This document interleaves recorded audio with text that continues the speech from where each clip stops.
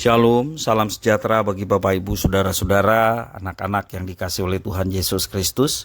Jumpa kembali bersama saya Pendeta Eka di dalam renungan firman Tuhan pada hari ini, hari Kamis 14 September 2023. Sukacita dan damai sejahtera dari Tuhan Yesus kiranya menyertai hidup kita sekalian. Puji Tuhan. Pembacaan firman Tuhan hari ini sampai pembacaan Injil Yohanes pasal yang ke-7. Kiranya firman Tuhan memberkati kita sekalian. Baik, sebelum kita akan merenungkan bagian firman Tuhan hari ini, kita terlebih dahulu minta pimpinan Tuhan. Kita berdoa. Tuhan Bapa di sorga, di dalam nama Tuhan Yesus, terima kasih atas hari ini Engkau memberkati kami. Dan kami percaya semua dalam kehidupan kami Tuhan mengatur. Karena itu kami mau terus dekat dengan Tuhan, dan kami terus ingin belajar mengerti kehendak-Mu dan rencana-Mu. Sehingga kami boleh terus berjalan sesuai dengan apa yang Kau inginkan. Karena itu Tuhan, setiap kali kami membaca, merenungkan firman-Mu, mampukan kami Tuhan untuk dapat memahaminya. Serta Engkau menolong kami untuk kami dapat menerapkannya dalam hidup kami. Terima kasih Bapa, terpujilah nama-Mu. Demi nama Tuhan Yesus kami berdoa. Haleluya. Amin. Bapak Ibu Saudara-saudara, kita akan membaca Yohanes pasal 7. Kita sudah membaca seluruhnya dan saya akan memfokuskan di ayat 1 sampai 13. Demikian firman Tuhan. Sesudah itu Yesus berjalan keliling Galilea, sebab ia tidak mau tetap tinggal di Yudea, karena di sana orang-orang Yahudi berusaha untuk membunuhnya. Ketika itu sudah dekat hari raya orang Yahudi, yaitu hari raya Pondok Daun. Maka kata saudara-saudara Yesus kepadanya, "Berangkatlah dari sini dan pergi ke Yudea, supaya murid-muridmu juga melihat perbuatan-perbuatan yang engkau lakukan. Sebab tidak seorang pun berbuat sesuatu di tempat tersembunyi, jika ia mau diakui di muka umum. Jikalau engkau berbuat hal-hal yang demikian, tampakkanlah dirimu kepada dunia. Sebab saudara-saudaranya sendiri pun tidak percaya kepadanya." Maka jawab Yesus kepada mereka, "Waktuku belum tiba, tetapi bagi kamu selalu ada waktu. Dunia tidak dapat membenci kamu, tetapi ia membenci aku, sebab aku bersaksi tentang dia bahwa pekerjaan-pekerjaannya jahat. Pergilah kamu ke pesta itu, aku belum pergi ke situ, karena waktuku belum genap." Demikianlah katanya kepada mereka, dan ia pun tinggal di Galilea. Tetapi sesudah saudara-saudara Yesus berangkat ke pesta itu, ia pun pergi juga ke situ. Tidak terang-terangan, tetapi diam-diam. Orang-orang Yahudi mencari dia di pesta itu dan berkata, "Di manakah ia?" Dan banyak terdengar bisikan di antara orang banyak tentang dia. Ada yang berkata, "Ia orang baik."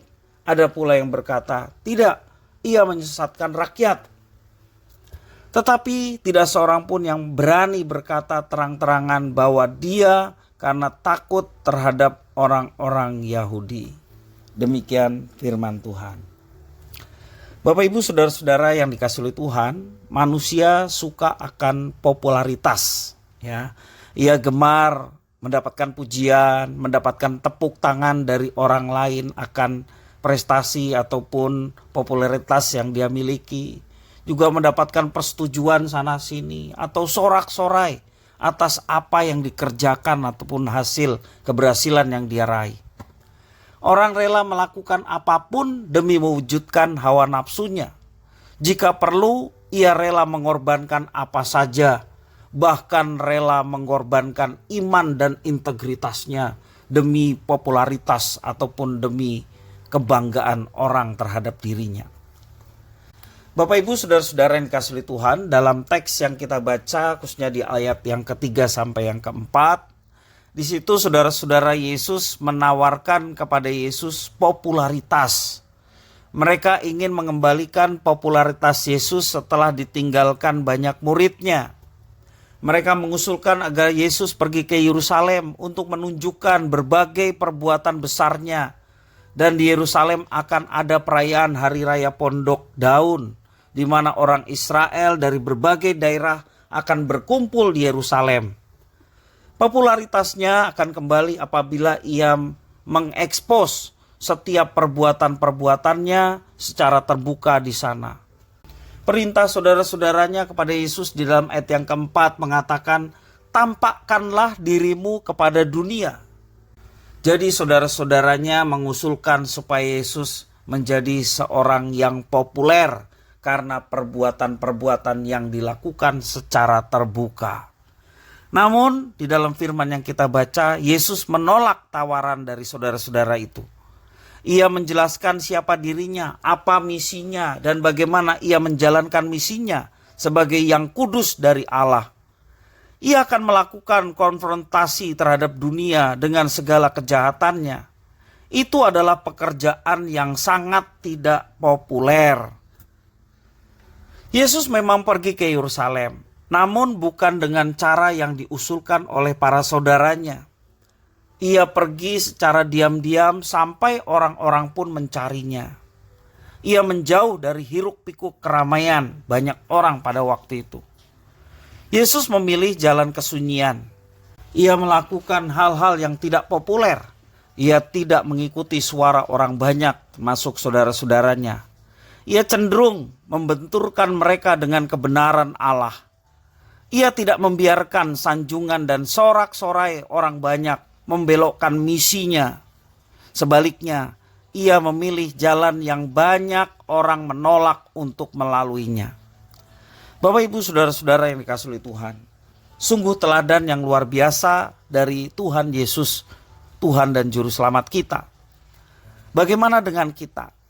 Apakah popularitas telah mengubah identitas dan misi kita di dunia ini? Maukah kita menjadikan Yesus sebagai teladan untuk memilih jalan kesunyian di dalam kehidupan kita masing-masing? Bapak, Ibu, saudara, kita meminta kepada Tuhan supaya Tuhan kiranya menguatkan dan meneguhkan kita untuk mengikuti teladan Yesus ya, di dalam dunia yang penuh dengan tantangan dan godaan.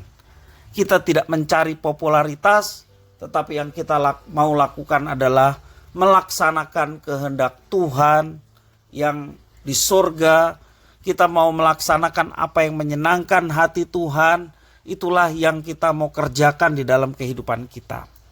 Jangan sampai kepandaian kita, kemampuan kita tonjolkan diri di dalam kehidupan dengan sesama, supaya orang memuji-muji kita, supaya orang menghargai kita.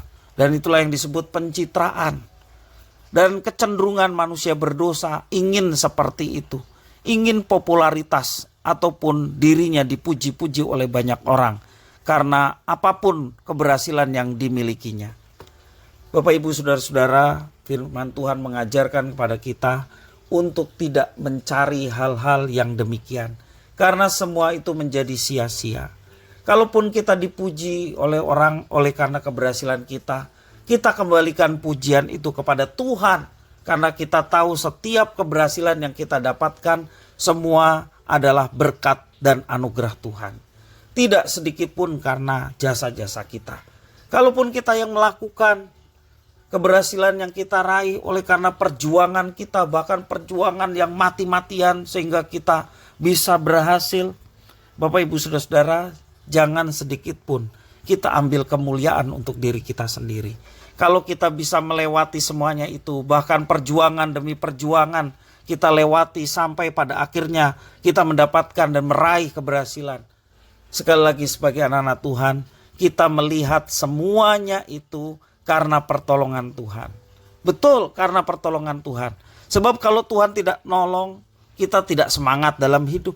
Kalau Tuhan tidak menyertai, tentunya perjuangan kita mudah mengeluh, kita mudah menyerah. Tetapi karena Tuhan yang menguatkan, kita terus berjuang sampai pada akhirnya meraih keberhasilan. Bapak, Ibu, saudara-saudara, mari kita semua kembalikan segala sesuatu yang kita dapat raih, segala sesuatu yang Tuhan percayakan ada pada kita, bukan untuk kesombongan dan popularitas kita, tetapi biarlah semuanya itu kita kembalikan untuk kemuliaan nama Tuhan. Sebab segala sesuatu dari Dia, kepada Dia, bagi Dia, kemuliaan untuk selama-lamanya. Kiranya firman Tuhan memberkati kita sekalian. Mari kita berdoa. Tuhan Bapa di surga, di dalam Yesus kami mengucapkan syukur terima kasih Engkau memberkati kami dengan firman Tuhan. Biarlah kami mau menteladani Yesus, tidak mencari popularitas, tetapi yang mau dia lakukan adalah kehendak Bapa terlaksana. Biarlah teladan Yesus boleh kami ikuti, sehingga kami menjadi anak-anak-Mu yang setia, melaksanakan apa yang Tuhan inginkan.